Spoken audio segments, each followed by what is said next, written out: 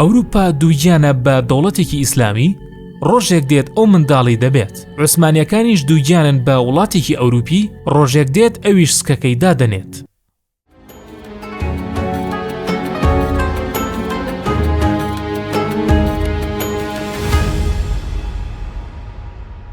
دۆکۆمنتاری ژیانی بەدیعوزەمان بەشی دووهەم، هاتنی بەرەو ئیستانبول.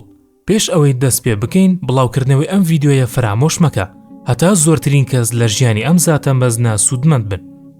هاتنی بەدیعوزەمان بۆ ئیستانبول دەرکەوتنی خۆرێکی بەتینی حەقیقەت بوو لە ئاسۆی ئاسمانی ئەو شارەدا کە خۆی لە لووتکەی شاخە هەڵەموتەکانی باکووری کوردستانەوە هەڵات بوو. سعیدی گەنج ئایدیاڵێکی گەورەی لە هێزریدا هەڵگرت بوو. پێشتر بیری لەوە کردبوویەوە کە زانکۆیەک بە ناوی زەهرا لە ناوچە کوردیەکان بکاتەوە کە هاوکات لەگەڵ خوێندنی زانستە شەرعیەکاندا زانستە ئەزمونیەکانیشی تێدا بخوێنرێت. لەوانەوە کەوتە ڕێ و خۆی بەنێو ئەو دەریا مەزنەی زانستدا کرد، وەک ئەوەی یەکێک لە نووسەرەکانی ئەو کاتە نووسیوێتی پارچەیەک لە ئاگری زیرەکی لە شاخە سەربەرزەکانی باکوورەوە هەڵات و لە ئاسۆی ئیستانبولدا خۆی نمایان کرد. بەڵام ئیستانبول دەریایەکی گەورە بوو کە ماسیە گەورەکانیش مەلەیان تێدا دەکرد. وێڕای ئەمە سعیدی گەنج متمانەی بە زانست و یادگەی بەهێزی و لە هەموو ئەمانشی گرنگتر متمانەی بە پەروەردگاری خۆی هەبوو. کەسێکی دوور لە خۆدەرخستن و ڕووپامایی بوو، بەڵام وێڕای ئەمەش لە هەوارکردن بۆ حەقیقەتدا هێندەی ئەم سیفاتانەی تری چاونەترسیش بوو. هەر بۆیە لە خانی شەکەرجی کە شوێنی مانەوەی بوو لەو شارەدا ئەم نووسینەی بە دەرگای ژوورەکەیدا هەڵواسی. لێرە هەموو پرسیارێک وەڵام دەدرێتەوە، هەموو کێشەیەکیش چارەسەری بۆ دەدۆزرێتەوە، بەڵام پرسیار لە کەس ناکرێت. ئەمە ئاڵنگارێکی ئاشکرا بوو بۆ دنیای زانستی ئەو سەردەما. دەستەی زانایانی ئیستانبول داهاتن و قورسترین پرسیارەکانیان لێ دەکرد. لە ڕێگەی وەڵامەکانیان وەستایشی هەموو لایەکی بەدەست دەهێنا و نازنای بەدیعوزەمانیشان لەلایەن مەلا فەتحوڵڵاوە پێبەخشرا کە مەلایەکی بەناوبانگی ئەو سەردەما بوو. بەدیعوزەمانیش بەواتای بلیمەت و بێهاوتایی سەردەمەکەی خۆی داهات. ناوبانگی بەڕادەیەک بڵاو بوویەوە لەو سەردەمەدا سەرنجی زانایەکی وەک شێخ واحد ئەفەندیشی بەلای خۆیدا ڕاکێشا کە یەکێکە لە سەرۆکەکانی زانکۆی ئەزهەری میسر بوو. هەر بۆیە زانایانی ئیستانبول داوایان لە شێخ واحد کرد کەوە ئەم زانا گەنجە تاقی بکاتەوە. لە دوای ئەوەی نوێژیان لە مزگەوتی ئایا سۆفیا کرد، پێکەوە لە چایخانەیەکدا دانیشتن. شێخ واحد جگە لە زانستەکەی بەدیعوزەمان دەیویست فەراسەتەکەیشی هەڵبسەنگێنێت. هەر بۆ ئەمە بەستەیش پرسیارێکی گرنگی بۆ ئامادە کرد بوو سەبارەت بە ئەوروپا و دەوڵەتی عوسمانی پرسیاری ئەوەی لێکرد کە داخۆت چۆن تێڕوانینێکی هەیە. وەڵامەکەی بەدیعوزەمان چەشنی هەورە بروسکەیەک بوو کە نەک هەر ئەو ساتە بەڵکو 100 ساڵی داهاتووشی ڕۆشن دەکردەوە. ئەوروپا دووگیانە بە دەوڵەتێکی ئیسلامی، ڕۆژێک دێت ئەو منداڵی دەبێت. عوسمانیەکانیش دووگیانن بە وڵاتێکی ئەوروپی، ڕۆژێک دێت ئەویش سکەکەی دادەنێت. شێخ واحیدیش خۆی ڕادستی ئەم وەڵامی کردووتی ئەم گەنجە کەسێک نییە کە مشتومڕی لەگەڵدا بکرێت. منیش هەمان بیرروبۆچنی ئەوم هەبوو، بەڵام وەڵامێکی هێندە ڕەوانبێژانە و وردەکارانە کارێکی تایبەت بەو کەسەی نازنای بەدیعوزەمانی هەیە. ژیانی بەدیعوزەمان لە ئیستانبول بەتەنیا لە گۆشەی حوجرەکاندا قەتیس نەبوو بوو، بەڵکو بە عشقی خزمەتکردنی ئیسلامەوە ڕێک لە هەناوی ژیانی کۆمەڵایەتیدا جێگەی بۆ خۆی کردبوویەوە. لایەنگری ئازادی بوو، بەڵام بە توندترین شێوە بەرەنگاری ئەو کەسانشی دەکرد کە ئازادیان وەک بەرەڵایی پێناسە دەکرد. زۆر بێباکانە هاواری هەڵەکانی جەماعەتی ئیتیحاد و تەرەقی دەکرد. ئێوە زیانتان بەدین گەیاندووە بەرغەزەبی ئەڵڵا دەکەون، بە سوک تەماشای شەریعەت دەکەن، سەرنجامی ئەمەش کارەسات دەبێت.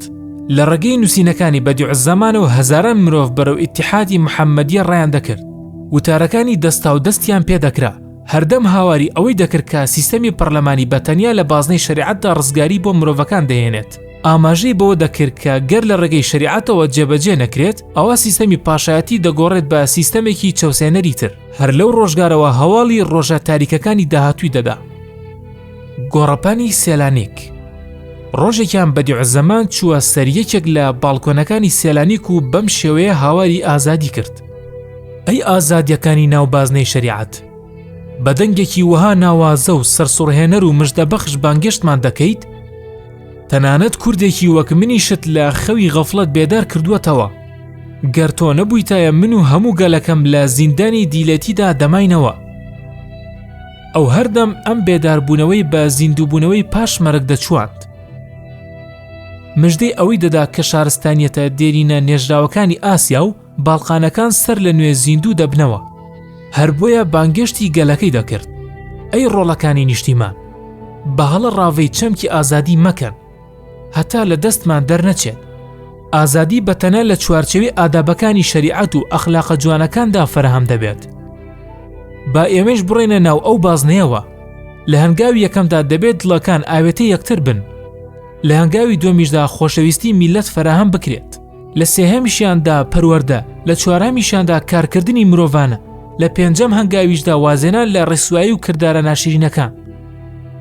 ئاسۆی بەدیعوزەمان سەردەمەکانی تێپەڕاند بوو، ڕەچەتەیەکی ئامادەی پێبوو بۆ ئەوەی بە شارستانێتی ڕۆژئاوا بگەینەوە و دەیفەرموو: ئەوان سواری عەرەبانەی پشتی گابوون و ملی ڕێگەیان گرتووە، بەڵام ئێمە سواری شەمەندەفەر و باڵۆن دەبین و پێشی ئەوان دەدەینەوە.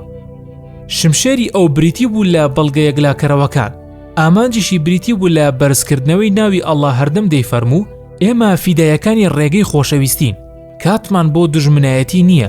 پاشان هەرێکە لە نەزانی هەژاری دووبەرخی وەک گەورەترین دوژمنی ئیمانداران ئەژمار دەکرد. لە ڕێگەی چەکی زانست و تەکنۆلۆژیاوە بانگێشتی جیهادی لە دژی ئەم سێ دوژمنە دەکرد. ڕۆژانی ئیستانبول بریتی بوو لەو ڕۆژانەی بە سەعیدی دێری ناوی دەبرد و بە درەوشاوەترین شێوە شوێنی خۆیان لە پەڕەکانی مێژوودا تۆمار کردووە. دەیفەرموو دین ناکرێتە قوربانی دنیا، نەخۆشی دڵی میلەت بریتیە لە لاوازی ئیمانیان، لە ڕێگەی بێزکردنەوەی ئیمانەوە لە نەخۆشیەکەی ڕزگاری دەبێت. ئەو تۆوەی لەو ڕۆژگارەدا چاندی لە دوای چەندین سەدا بوونە دارچنار. لە بەشی داهاتوودا باسی ئەو تاقیکردنەوە مەزنانە دەکەین کە قەدەر ڕاپێکی سەر ڕێگاکەی کرد. باسی ئەو ئەگرە مەزنە دەکەین کە لە سەردەمی جەنگی جیهانی یەکەمدا ڕوبەڕووی بوویەوە.